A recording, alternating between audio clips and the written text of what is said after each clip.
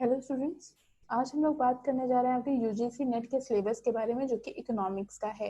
तो हम देखते हैं कि टोटल यूनिट इसमें कितनी दी गई हैं, और जैसे जैसे हमारी जो जो यूनिट शुरू होती जाएगी हम उसके डिटेल में भी स्टडी करते जाएंगे। तो आज बस एक ओवरलुक ले रहे हैं कि आपको कौन कौन से मेनली टॉपिक्स हैं जो आपको पढ़नी है, कौन कौन सी यूनिट है जो कि आपको एक बार देखनी होगी। तो बात करते हैं हम सबसे पहले यूनिट नंबर 1 की। तो जो यूनिट नंबर 1 आपकी दी गई है उसमें जो बात होती है वो है आपकी माइक्रो इकोनॉमिक्स। ठीक है, तो माइक्रो इकोनॉमिक्स हमें क्या करनी है, यूनिट 1 में पढ़नी है। तो इस यूनिट 1 के माइक्रो इकोनॉमिक्स में कौन कौन से टॉपिक आएंगे? सबसे पहला है theory of consumer behaviour, second है theory of production and cost, then आता है decision making under uncertainty attitude toward risk. ये पूरा कॉन्सेप्ट क्या होगा, आप लोगों को पढ़ना होगा। उसके बाद गेम थ्योरी आएगी, और मेन कॉन्सेप्ट जो होगा, मेन फोकस होगा आपका नॉन कोऑपरेटिव गेम्स थ्योरी के ऊपर होगा। फिर आएगा आपका मार्केट स्ट्रक्चर, ये आप लोगों को पढ़ना होगा। फैक्टर प्राइसिंग, इसके बारे में देखना होगा। देन आएगा आपका जनरल इक्विलिब्रियम एनालिसिस, इसकी स्टडी यहाँ पे करनी होगी। फिर आएगा आपका एफिशिएंसी सर्टेनिटी सर्टेरिया के बारे में आपको पढ़ना है, जिसपे कि आपको मेन फोकस होगा आपका कैल्डॉर एंड हिक्स के ऊपर। इनको आपको मेनली यहाँ पे देखना होगा। उसके बाद है आपकी वेलफेयर इकोनॉमिक्स, एंड देन आती है आपकी सिमेट्रिक इंफॉर्मेशन। इसके बारे में आपको देखना है कि एडवर्स सिलेक्शन क्या होता है एंड मॉरल हैजार्ड क्या होता है। ये कॉन्सेप्ट और ये यूनिट सिर्फ और सिर्फ आपकी यूनिट 1 मतलब कि माइक्रो इकोनॉमिक्स के अंदर आती थी। अब बात करते हैं हम आपकी कि यूनिट 2 के अंदर क्या आता है। तो यूनिट 2 है आपकी मैक्रो इकोनॉमिक्स, जिसके अंदर जो टॉपिक कवर होते हैं सबसे पहले है नेशनल इनकम, देन आता है determinants of output and employment, जिसमें ये क्लासिकल एंड जो कीन्स हैं उनकी जो अप्रोच है इसके यहाँ पे मेन फोकस रहेगा। कंजम्पशन फंक्शन है, देन इन्वेस्टमेंट फंक्शन आता है, मल्टीप्लायर एंड एक्सेलरेटर है, डिमांड ऑफ मनी है, सप्लाई ऑफ मनी है, इसके बारे में आपको देखना होगा। ISLM कर्व की जो अप्रोच होती है, जो मॉडल अप्रोच है, ये भी आपको मॉडल यूनिट 2 के अंदर मेन ध्यान देनी होगी। इसके बाद आपको देखना है यूनिट 2 के अंदर inflation and Phillips curve analysis के बारे में पढ़ना है। बिजनेस साइकिल आएगी, मॉनेटरी एंड फिजिकल पॉलिसी की स्टडी भी आपको यूनिट 2 में ही करनी होगी, दैट इज मैक्रो इकोनॉमिक्स में। साथ ही साथ rational expectation, hypothesis and it's secret, इसके बारे में भी आपको देखना होगा। फिर आता है आपका यूनिट 2, जिसमें कि स्टैटिस्टिक्स के बारे में आता है, मतलब कि इकोमेट्रिक्स के बारे में आता है, जिसमें कि आपको क्या क्या टॉपिक्स कवर करने हैं। प्रोबेबिलिटी थ्योरी आपको पढ़नी होगी, मतलब कि डिस्ट्रीब्यूशन वगैरह के बारे में, लिमिट वगैरह आपको देखनी पड़ेगी। उसके बाद आपको डिस्क्रिप्टिव स्टैटिस्टिक्स से देखना है, इसमें कि सेंट्रल टेंडेंसी आ जाती है, आपकी dispersion, correlation and index number, ये सब कुछ आपका देखना है। एंड आपको पता होगा कि सेंट्रल टेंडेंसी के अंदर mean, median, mode, standard deviation वगैरह सब कुछ आ जाता है। फिर आता है आपका सैम्पलिंग मेथड आते हैं, सैम्पलिंग डिस्ट्रीब्यूशन आता है, स्टैटिस्टिकल इंटरफेरेंस आता है, हिपोथेसिस टेस्टिंग आता है, लीनियर मॉडल आता है आपका इसके अंदर, और साथ ही साथ सिग्निफिकेंस प्रॉब्लम भी इसके अंदर मेनली देखी जाती है, पेपर में कई बार पूछी जा चुकी है आइडेंटिफिकेशन प्रॉब्लम के बारे में। उसके बाद आता है आपका स्टिमुलस इक्वेशन मॉडल के बारे में पूछा जाता है, और इसके बाद आता है आपका चॉइस मॉडल आता है, और टाइम सीरीज एनालिसिस। ये पूरा कॉन्सेप्ट आपका स्टैटिस्टिकल का कॉन्सेप्ट है, ये पूछा जाता है। फिर आता है मैथमेटिकल इकोनॉमिक्स। मैथमेटिकल इकोनॉमिक्स के अंदर आपके आते हैं सेट हैं, फंक्शन, कॉन्टिन्यूटी के बारे में पूछता है, सीक्वेंसेस आते हैं, सीरीज वगैरह आती हैं, लीनियर अलजेब्रा वगैरह आता है, स्टैटिक ऑप्टिमाइजेशन प्रॉब्लम्स आती हैं, input output model, linear programming, ये सब पूछे जाते हैं। Difference and differential equation and applications का कॉन्सेप्ट आपके मैथमेटिकल इकोनॉमिक्स के अंदर आता है।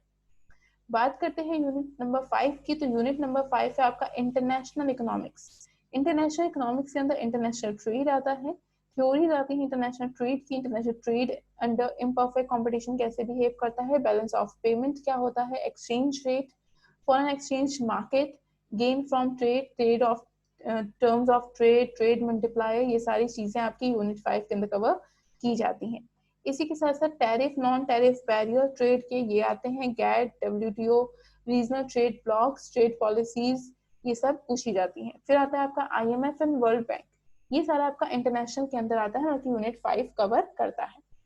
देन आता है आपका यूनिट नंबर 6। तो यूनिट नंबर 6 में आपके पब्लिक इकोनॉमिक्स आती है, मतलब पब्लिक के बारे में आता है, जिसमें कि आपके मार्केट फेलियर है, रेमेडियल के सिलसिले से कवर किया जा सकता है, पब्लिक गुड्स का केस आता है आपका, रेगुलेशन ऑफ अ मार्केट कैसे की जाती है, पब्लिक रेवेन्यू क्या होता है, टैक्सेशन मेथड किस तरह से होता है, डायरेक्ट इनडायरेक्ट टैक्सेस हैं, प्रोग्रेसिव नॉन प्रोग्रेसिव टैक्सेशन, ये पूछता है आपसे।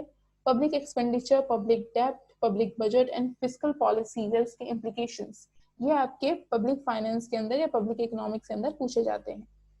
यूनिट 7 की बात करें तो मनी एंड बैंकिंग। यूनिट 7 में मतलब एक बार फिर से आपको बैंकिंग के बारे में पढ़ना पड़ता है। कंपोनेंट्स ऑफ मनी सप्लाई आपको पढ़ने होंगे, central bank, commercial bank, instruments कौन कौन से हैं, वर्किंग ऑफ मॉनेटरी पॉलिसीज के, नॉन बैंकिंग फाइनेंशियल इंस्टीट्यूशन क्या होते हैं, कितने तरह के हैं, वो सब आपको देखने होंगे। कैपिटल मार्केट एंड उसके रेगुलेशंस के बारे में आपको ध्यान देना होगा। यूनिट 8 की बात करते हैं तो यूनिट 8 में आता है ग्रोथ एंड डेवलपमेंट इकोनॉमिक्स के बारे में पूछा जाता है, जिसमें कि इकोनॉमिक ग्रोथ, इकोनॉमिक डेवलपमेंट की बात है। Theory of economic development Adam Smith, Ricardo वगैरह के द्वारा जो दी गई है, ये आपको यहाँ पे देखनी होती है। मॉडल ऑफ इकोनॉमिक ग्रोथ आपको देखनी होगी। टेक्निकल प्रोसेसेस के बारे में प्रोग्रेसेस देखने हैं। इंडिकेटर्स ऑफ इकोनॉमिक डेवलपमेंट कौन कौन से होते हैं, poverty and equality, then social sector development, ये सब कुछ आपको ध्यान में देना होगा यूनिट 8 के अंदर। अब बात करते हैं आपकी यूनिट 9 की। तो यूनिट 9 में आता है इन्वायरमेंटल इकोनॉमिक्स आती है आपके, जिसमें कि environment as a public good consider करते हैं। मार्केट फेलियर आता है आपका। फिर आपके कॉस्ट बेनिफिट एनालिसिस आते हैं, evaluation of environmental goods, theories जो भी आपकी पॉपुलेशन की हैं वो आती हैं। कॉन्सेप्ट ऑफ मेजर्स आते हैं, मतलब कि कैसे आप उसको मेजर करते हैं। एज स्ट्रक्चर क्या है उसके बारे में पूछता है। लाइफ टेबल और मिग्रेशन के बारे में यहाँ पे आपका यूनिट 9 कंसीडर करता है, कवर करता है। देन आपका जो मेन इंपॉर्टेंट यूनिट है वो यूनिट 10 भी आती है आपकी, जो कि है आपकी इंडियन इकोनॉमी। इसके अंदर आपकी economic growth, agriculture, industry, services, rural development, urban development, foreign trade, infrastructure development के बारे में पूछता है। साथ ही साथ आपके रिफॉर्म्स इन लैंड के बारे में भी पूछा जाता है। सेंट्रल स्टेट फाइनेंशियल रेवोल्यूशंस जो भी है, फाइनेंशियल कमीशन ऑफ इंडिया, इसके बारे में पूछता है। पॉवर्टी, इनइक्वालिटी एंड अनएम्प्लॉयमेंट के बारे में कंसीडर यहाँ पे किया जाता है। अब जो मेन फोकस है, आपको जो देखने वाली चीज है वो क्या देखना है, आपको मेन फोकस कहाँ कहाँ पे करना होगा। अब हम इसकी बात कर लेते हैं कि पूरे 10 यूनिट्स में जरूरी नहीं है कि आपको पूरी की पूरी 10 यूनिट्स कवर होनी चाहिए। अगर 10 यूनिट में से आप सिर्फ 7 यूनिट्स कवर कर लो, मतलब कि 7 यूनिट्स जो कि फुल कवर कर ली जाए, तब भी आप क्रैक कर सकते हैं फर्स्ट अटेम्प्ट में ही। 7 यूनिट में जो मेन आपको फोकस देना है वो आएगा आपका माइक्रो एंड मैक्रो पे, मतलब कि जो आपकी यूनिट्स हैं उसके बारे में आपको कवर करना होगा। माइक्रो एंड मैक्रो पढ़नी होगी आपको मेन। स्टैट्स पे आपका मेन फोकस होना चाहिए। देन आती है आपकी पब्लिक फाइनेंस, इस पे मेन होना चाहिए आपका। फिर आता है इंडियन इकोनॉमी, आपको पता होनी चाहिए, इसके बारे में आपको पढ़ना है। देन आता है आपका इंटरनेशनल, ये आपको देखनी है। बैंकिंग, इतना टॉपिक आपको जो मेन है वो तो कवर करना ही करना है। इसके बाद जो आपका पूछा जाता है वो मनी वाला जो चैप्टर है, मनी एंड बैंकिंग वाला जो कंसीडर किया जाता है वो आता है। और फिर एक आता है आपका जो लेस इंपॉर्टेंट भी कंसीडर कर सकते हैं, पर हाँ इतना है कि आपको ये यूनिट्स तो कवर करनी ही है। ये 7 यूनिट्स आपको कवर करनी ही करनी है। जैसे micro economics and macro economics, तो 2 यूनिट यहाँ पे हो गई। स्टैट्स आपको पढ़ना होगा, public finance, Indian economy, international, then banking. इतनी यूनिट्स अगर आप फुल कवर कर लेते हैं तो यहाँ पे एक गारंटी बन जाती है, एक क्लियर हो जाता है कि कम से कम जितने भी क्वेश्चन आएंगे उसमें से आप 60% कंप्लीट कर सकते हैं। मतलब कि ये टॉपिक 60% टू 80% आपका पूरा कोर्स क्या करती है, कवर करने की कोशिश यहाँ पे की जाती है। इसकी हेल्प से आप 60 to 80% कवर कर सकते हैं। तो जरूरी नहीं है कि आप पूरी की पूरी 10 यूनिट्स कवर करें, बट हाँ ये 7 यूनिट्स अगर आपकी फुली कंप्लीट हो गई, बल्कि एक एक कॉन्सेप्ट अगर आपका क्लियर हो गया, तो हाँ ये हम कह सकते हैं कि 60 to 80% कोर्स हम कवर कर ले जाएंगे इन पेपर 2 इकोनॉमिक्स। ठीक है, तो हम धीरे धीरे इन्हीं के बारे में स्टडी करेंगे। जो जो यूनिट हम शुरू करते चलेंगे उसमें हम देख लेंगे पहले ही कि कौन कौन से टॉपिक आप पढ़ने वाले हैं और किस पे आपका मेन फोकस होना चाहिए। अगर ये वीडियो आपको अच्छी लगी हो तो प्लीज इसे शेयर कीजिए, इसे लाइक कीजिए और अपने फ्रेंड्स तक पहुंचाने की कोशिश कीजिए। Thank you.